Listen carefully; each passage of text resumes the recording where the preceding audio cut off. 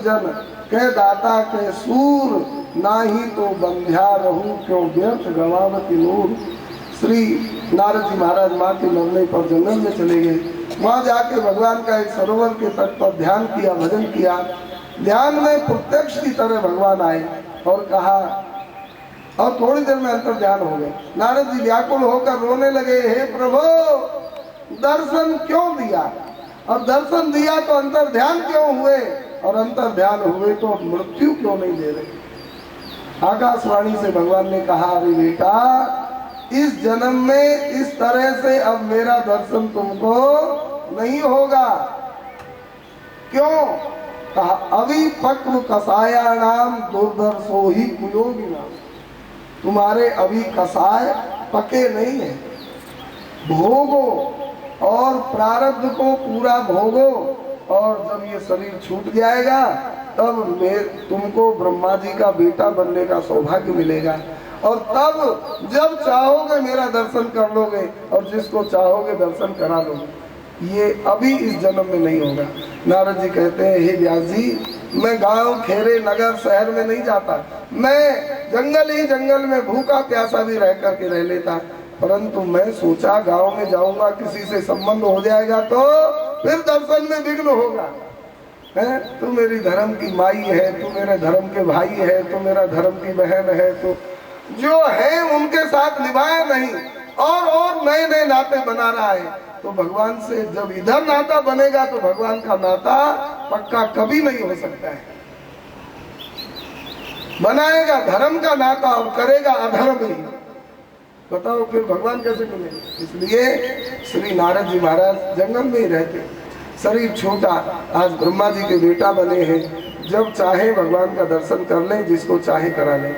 एक बार नारद जी कहते हैं, नारायण भगवान के चरणों में मैं प्रणाम किया। भगवान ने पूछा, नारद जी आप ये बताओ क्या करना चाहते हो जीवन में। मैंने कहा, प्रभु मैं आपका गुण और नाम गाने में मेरा मन लगता है, यही विचार है। भगवान ने कहा, गाओ, लेकिन कैसे गाओगे। कहा, प्रभु जैसी आपकी आज्ञा।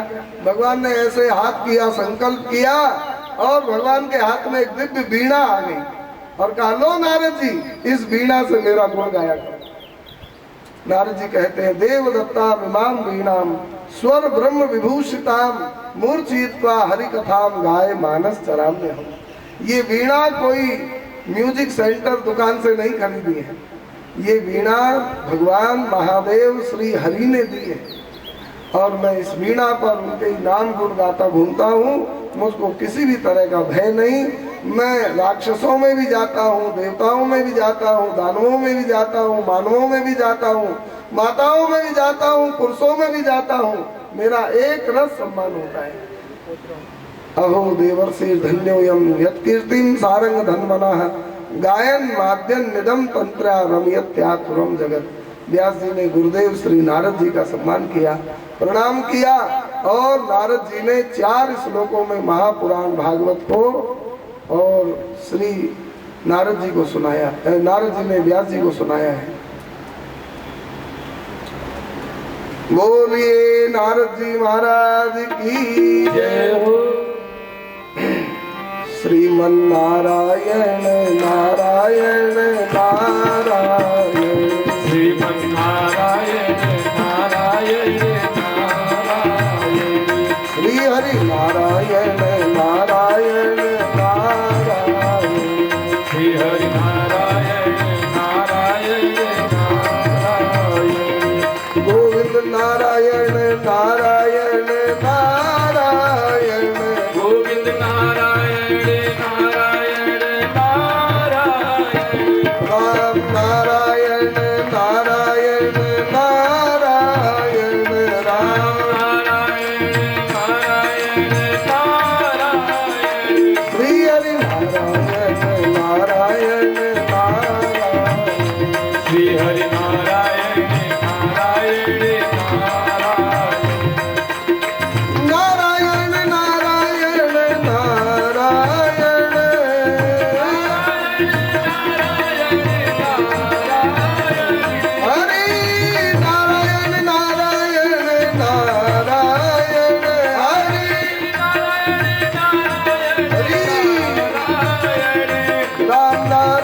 नारायण नारायण राम नारायण नारायण लक्ष्मी नारायण नारायण नारायण लक्ष्मी नारायण नारायण नारायण बद्री नारायण नारायण नारायण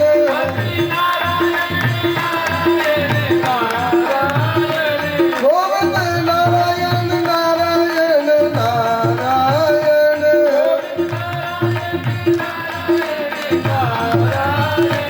गुरु नारायण नारायण नारायण गुरु नारायण नारायण हरि नारायण नारायण नारायण नारायण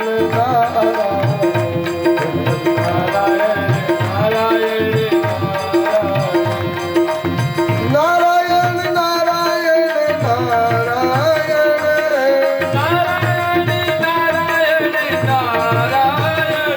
हरि नारायण नारायण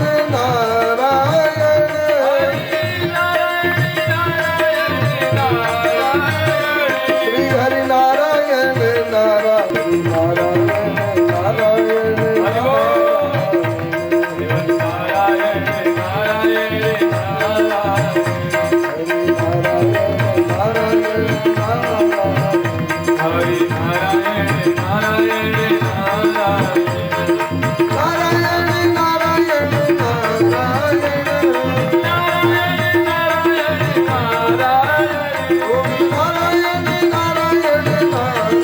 नारायण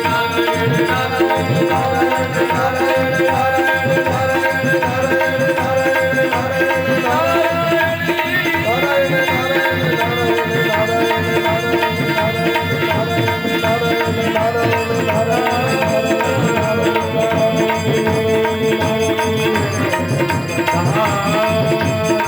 बोलिए लक्ष्मी नारायण भगवान की जय यदा मृदे कौरव सृञ्जयानां वीरे स्वथो वीरगतिं गतेषु द्रकोदरा विद्ध गदा विमर्श भग्नो रुदंडे धृतराष्ट्र पुत्रे। महाभारत का युद्ध विश्राम की ओर जा रहा था। भीमसेन ने प्रतिज्ञा की थी कि अरे नीच दुर्योधन, तेरी जंघा पर द्रौपदी तो बैठेगी कि नहीं समय बताएगा, परंतु मेरी गदा तेरी जंघा पर एक दिन अवश्य बैठेगी और मैं इस गदा से तेरी जंघा न तोड़ दूं तो मैं पुण्य लोकों की प्राप्ति न करूं। भीम ने भीषम प्रतिज्ञा की है। उस प्रतिज्ञा को आज पूर्ण किया भीम ने भगवान की कृपा से। दुर्योधन और भीम का अंतिम युद्ध हुआ और भयंकर, दोनों ही गदाधारी, दोनों ही बलराम जी महाराज के शिष्य और दोनों की शक्ति लगभग बराबर, लेकिन दुर्योधन अधर्मी है, विमुख है, नास्तिक है और भीम भगवान के भक्त हैं, इसलिए आज भगवान की कृपा से भीम की जीत होगी। ऐसे कला में भीम से दुर्योधन ज्यादा था, फुर्ती में, कला में ज्यादा था, लेकिन नास्तिक था। नास्तिक की कभी जीत होती ही नहीं। भगवान ने इशारा किया, भीम दादा मारो गदा जंगा पर, क्योंकि यह यहीं से ही मरना था। कई कारण थे भीम के जंगा पर गदा मारने के, एक नहीं कई। एक बार युधिष्ठिर जी महाराज भीष्म पितामह के पास दुर्योधन गया और कहा, दादा आपका वचन पक्का होता है, आप हमको बजरंगबली बना दो। भीष्म जी ने कहा कि मैं नहीं बनाऊंगा। कौन बनाएगा? का कैसे बनेगा, तेरे बड़े भाई से पूछ ले। युधिष्ठिर जी बताएंगे इस समय, युद्ध के समय कहा वो धर्म है दुर्योधन और तू अधर्म है। धर्म और अधर्म में यही अंतर है। दुर्योधन गया और प्रणाम करके युधिष्ठिर जी से पूछा, हे भाई साहब, मैं कैसे अमर हो जाऊंगा? अगर आप उपाय जानते हो तो बताओ। देखो दुश्मन सामने युद्ध हो रहा है। और फिर युधिष्ठिर जी ने कहा, हे सुयोधन, हम लोग दुर्योधन कहते हैं, वो सुयोधन कहते हैं। हे सुयोधन भैया, तुम अपनी माँ के पास जाओ और अगर तुम्हारी माँ सीधी दृष्टि से देख देगी तो तू बजरंग बली हो जाएगा। गया, माँ से कहा, माँ हमको देखो। माँ ने कहा, बेटा मैं एक सती नहीं 1000 सती भी तेरा कल्याण तो नहीं कर सकती है, लेकिन तू मेरा बेटा है, आया है प्राणों की भीख मांगने, तो मैं देखूंगी, लेकिन तेरा कल्याण तो नहीं होगा। कल्याण तो धर्म करने वाले का ही होगा। तू निर्वस्त्र होकर मेरे सामने आ जा, मेरी दृष्टि जहां पड़ेगी तू अमर हो जाएगा। वो आ रहा था नंगा होकर के। भगवान श्री कृष्ण ने सोचा ये धर्मात्मा तो युधिष्ठिर तो सारा काम ही बिगाड़ देंगे। भगवान ने जाकर कहा, दुर्योधन इस तरह से कहाँ जा रहे हो? हैं? कपड़े बीत गए, अभी से नंगे हो गए, युद्ध मैदान छोड़ के भाग जाओ। भगवान ने तरह तरह की बात कही। कहा कि तुम कहाँ से आ गए वासुदेव इस समय? तो मैं तो जा रहा हूँ, लेकिन माँ के सामने तुम बालक नहीं हो, हैं? बाल बच्चे वाले हो, इस तरह से जाना, कम से कम चड्डी तो पहन लो। और वह जांघिया पहन करके फिर गया। भगवान जिसको समझावे कौन नहीं समझेगा। और वह गया, माँ ने देखा जितना शरीर पर वस्त्र नहीं था उतना बजरंग बली बन गया, और जितने पर जंगा पर वह कच्चा रह गया। माँ ने कहा, बेटा ये क्यों पहना? कहा, वासुदेव ने कहा। माँ समझ गई, बेटा वासुदेव जिस पक्ष में है उसी की जीत होगी। अब तू यहीं से ही कच्चा रहेगा, यहीं से ही मरेगा। भगवान देखो भक्तों की प्रतिज्ञा सत्य करने के लिए कितने कितने पापड़ बेले हैं। भगवान श्री कृष्ण की आज्ञा से भीम ने गदा जंघा पर प्रहार किया और गदा से उसकी जांग टूट गई। खून की उल्टी करता हुआ दुर्योधन गिर पड़ा। युद्ध के जूता पहरे पहरे भीम उसके शरीर पर दौड़ लगाए। हड्डी हड्डी चूर चूर हो चुकी है, लेकिन मरा नहीं। क्यों? इसको अति हर्ष और अति शोक के संगम पर मरेगा ऐसा साफ था कि वरदान था। अभी शोक का समाचार तो इसने सुन रखा था कि मेरे बाल बच्चे भी नहीं बचे और मेरे दुश्मन पांडवों में से एक भी नहीं मरा। ये शोक का समाचार इसके पास था। उसी समय पांडवों को लेकर भगवान श्री कृष्ण आ गए रावटी में, और इसको पछताता, माथा पीटता, खून उगलता छोड़कर मैदान में आ गए। इसके पक्ष के 3 आदमी बचे थे, अश्वत्थामा, कृतवर्मा और कृपाचार्य। तीनों ने आकर पूछा, राजन क्या हाल है? दुर्योधन ने कहा, हाल बेहाल है। अश्वत्थामा ने कहा, तेरे कर्म से ही तेरा हाल बेहाल है। क्या कर्म? अब कर्म तो ये था कि भगवान श्री कृष्ण और भक्त पांडवों की महिमा ये नहीं जाना, विरोध करता रहा। और उसने कर्म बताया कि तूने कभी भीष्म को, कभी द्रोण को और कभी कर्ण को सेनापति बनाया। दुर्योधन ने कहा, तो किसको बनाता? अश्वत्थामा ने कहा, अगर पहले पहल मुझको सेनापति बनाया होता तो एक पांडव की कौन कहे, 5 पांडवों का मस्तक तेरे चरणों में होता। दुर्योधन ऐसे ही दुखी था, और दुखी को कोई और डांटे तो कितना दुखी होगा।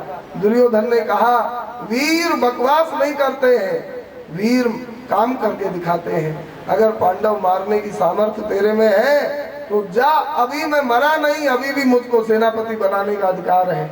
मैं तुझको अंतिम महाभारत का सेनापति बनाता हूँ। मेरे पास रोली और अक्षत का मांगलिक तिलक नहीं है, खून का तिलक वीरों के होता है। खून उठाकर तिलक कर दिया, जा पांडव मार के ला। मैं सवेरा होते होते पांडवों को मार के ले आऊंगा। ऐसा रात को शाम के समय बीड़ा उठाकर चला, लेकिन पांडवों की ओर थोड़ा सा बढ़ा। पांडवों की महामहिमा को ये अच्छी तरह से जानता था। इसने सोचा कि भीम की गदा जब मेरी खोपड़ी की ओर आएगी तो मेरा सिर बचेगा, टूक टूक हो जाएंगे। अर्जुन के बाण आएंगे तो मेरे धड़ के 1000 टुकड़े कर देंगे। नकुल की तलवार तो मेरे को काट करके टूक टूक कर देगी, युधिष्ठिर जी का भाला मेरे हृदय को भेद कर पीछे निकल जाएगा, मैं पांडवों को जीत नहीं सकता। लेकिन बीड़ा उठा लिया है, उल्लू को, रात्रिचर पक्षी उल्लू को इसने गुरु बनाया।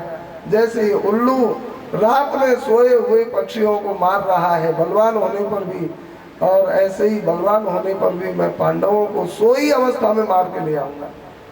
ये गया उस रावटी में जहाँ पांडव सोते थे, उस रावटी में भगवान ने उनको सोने नहीं दिया। क्यों? भगवान जानते हैं कि उल्लू का चेला रात में आएगा।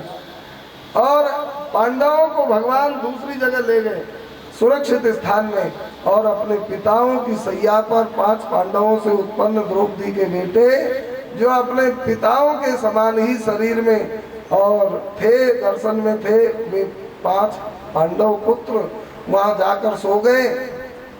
अश्वत्थामा गया, शिव जी को द्वारपाल बना रखा था, शिव जी को भी प्रसन्न करके भीतर घुस गया, प्रलय का दृश्य उपस्थित किया। पहले पांडव पुत्रों को पांडव मान करके उनका गला काट दिया, सोई अवस्था, 5 का गला काट दिया, हंडे बुझा दिए, लालटेन बुझा दी और हाथी चमका दिए, सोई सेना पर हाथी दौड़ गए, सब महाप्रलय। ये तो शिव जी का अवतार ही है अश्वत्थामा, इसलिए महाप्रलय का दृश्य उपस्थित किया। सवेरा होते होते 5 पांडव पुत्रों की खोपड़ी लेकर के दुर्योधन के पास आया, कहा लो राजन, एक पांडव मर जाता तो मैं चैन से मरता, एक नहीं 5 का मस्तक ले आए। दुर्योधन बड़ा प्रसन्न हुआ, 5 मेरे दुश्मन मर गए। कहा हाँ मर गए। कहा लाओ गुरु भाई, लाओ भीम का मस्तक, लाओ अर्जुन का मस्तक। भीम से बहुत बैर था, अकेले भीम ने 100 भाइयों को मारा है। भीम का मस्तक मैं अब मरते मरते फोड़ दूंगा। भीम का कहा था, भीम पुत्र का मस्तक दिया। अर्जुन का नहीं, अर्जुन पुत्र का मस्तक दिया। दुर्योधन ने लेकर हल्के झटके दोनों भिड़ाया, फट से फूट गए कच्चे घड़े के समान। दुर्योधन को समझते देर नहीं लगी, अरे पापी अधम ब्राह्मण, ये पांडवों के मस्तक नहीं है, लगता है तू पांडव पुत्रों को मार के लाया है। दुर्योधन माथा पीट कर रोने लगा बुरी तरह से। क्यों रोया? इसलिए रोया, हमारी पांडवों से दुश्मनी थी और मेरे तो बाल बच्चे भी खत्म हो गए, अब हमको जलदान पिंडदान की आशा थी तो इन्हीं पांडव पुत्रों से थी, तूने हमारे वंश को ही नष्ट कर दिया नालायक। बहुत गिलानी हुई, हर्ष हुआ पांडव मर गए सुनकर, और शोक हुआ पांडव नहीं पांडव पुत्र मरे हैं सुनकर। हर शोक के संगम पर इसके प्राण निकल गए। बोलिए पतित पावन भगवान की जय हो। दुर्योधन के वध पर देवताओं ने फूल बरसाए, जय जयकार करी, क्योंकि ये बड़ा भारी राक्षस था। द्रौपदी अपने बच्चों को जगाने के लिए रावटी में सवेरा होने पर गई, देखा खून से सैया भरी हुई है और धड़ पड़े हैं, मस्तक नहीं है। द्रौपदी चिल्लाने लगी, रोने लगी। अर्जुन ने कहा, द्रौपदी तुम वीर माता हो, क्षत्राणी हो, और क्षत्राणी को इस तरह से रोना विलाप करना शोभा नहीं देता है। इसलिए हे द्रौपदी, मैं प्रतिज्ञा करता हूँ, तुम्हारे पुत्रों का जो भी कोई हत्यारा है उसको पकड़ के लाऊंगा, एक प्रतिज्ञा। और दूसरी प्रतिज्ञा यह है कि तुम जो दंड बताओगी वही दंड दिया जाएगा। अर्जुन और श्री कृष्ण दौड़े अश्वत्थामा को पकड़ने के लिए। ये भागा प्राण लेकर के, जब देखा कि मुझको पकड़ ही लेंगे, तब इसने ब्रह्मास्त्र छोड़ दिया अर्जुन के ऊपर। भगवान से पूछा, प्रभु ये आग मेरी ओर कैसे आ रही है? भगवान ने कहा, ब्रह्मास्त्र है, तू भी छोड़, नहीं तो चल जाएगा। अर्जुन ने भी ब्रह्मास्त्र छोड़ा और दोनों के ब्रह्मास्त्र आग बरसाने लगे। भगवान ने दोनों ब्रह्मास्त्रों को अर्जुन के द्वारा लौटा लिया और दौड़कर अश्वत्थामा को पकड़ के द्रौपदी के सामने लाए। द्रौपदी से कहा, यही है पुत्र हत्यारा, बताओ द्रौपदी, इसके साथ क्या व्यवहार किया जाए? मार दिया जाए या छोड़ दिया जाए? बोलो द्रौपदी, कैसे इसके साथ व्यवहार करें? देखो द्रौपदी की महानता। पहले द्रौपदी जी की जय बोलो। बोलिए द्रौपदी महारानी की जय। ये द्रौपदी कौन है? भगवान की असुर संहारिणी महामाया है। जब जब भगवान को धरती का भार उतारना होता है तब इन्हीं द्रौपदी को ही भगवान समय देते हैं। रावण के यहाँ गई जो सीता जी वही द्रौपदी है। और अग्नि में, अग्नि परीक्षा के माध्यम से भगवान ने अग्नि में पधरा दिया लंका में, और आह्लादनी सीता प्रकट कर ली और इनको कहा आप अग्नि में ही रहो। कहा प्रभु फिर सेवा, कहा द्वापर में आप द्रौपदी बन के आना, फिर तुम्हारे द्वारा असुर संहार होगा। यही चंडी, यही दुर्गा, यही भवानी, यही शेरावाली, यही कात्यायनी और यही विंध्येश्वरी, विंध्यवासिनी, इनके अनेक रूप हैं। और यही श्री सुभद्रा भी है और यही द्रौपदी है, और इन्हीं के माध्यम से असुरों का संहार होता है। बोलिए भक्तवत्सल भगवान की जय। ये महामाया है। बहुत लोग कहते हैं द्रौपदी हंसी महाभारत हुआ, अंधों के अंधे, तो ये तो महाभारत के ही लिए पैदा हुई है, ये असुर संहार के लिए पैदा हुई है। द्रौपदी भगवान की सखी है। द्रौपदी का अपमान करवाते हैं भगवान, अपमान नहीं करवाते हैं, इस अपमान के माध्यम से धरती का भार उतारने का एक बहाना लगाते हैं। एक बहाना है अपमान। द्रौपदी का कौन कर सकता है? द्रौपदी को कोई देख भी नहीं सकता है। सीता जी को रावण हरण कर सकता था, छूते ही जलकर राख हो जाता है, लेकिन भगवान एक बहाना, एक मर्यादा बनाए बनी रहे, इसके लिए लीला करते हुए बहाना करते हैं। नहीं तो एक सामान्य नारी धर्म का पालन करे, उसको कोई अगर छू दे तो वह नाश हो जाए उसका। फिर सीता जी तो सीता जी है। द्रौपदी पतिव्रता, सती, साध्वी, निरपराध, पाप से रहित, भाव भक्ति की मूर्ति, द्रौपदी का कौन अपमान कर सकता है? इसलिए बोलिए द्रौपदी महारानी की जय। देखो ये पांडवों का जो नाम स्मरण करता है, लीला स्मरण करता है, उसको क्या लाभ होता है? एक श्लोक है महाभारत में, धर्मो विवर्धति युधिष्ठिर कीर्तनेन, पापम प्रणश्यति ब्रकोदर कीर्तनेन, शत्रुर्विनश्यति धनंजय कीर्तनेन।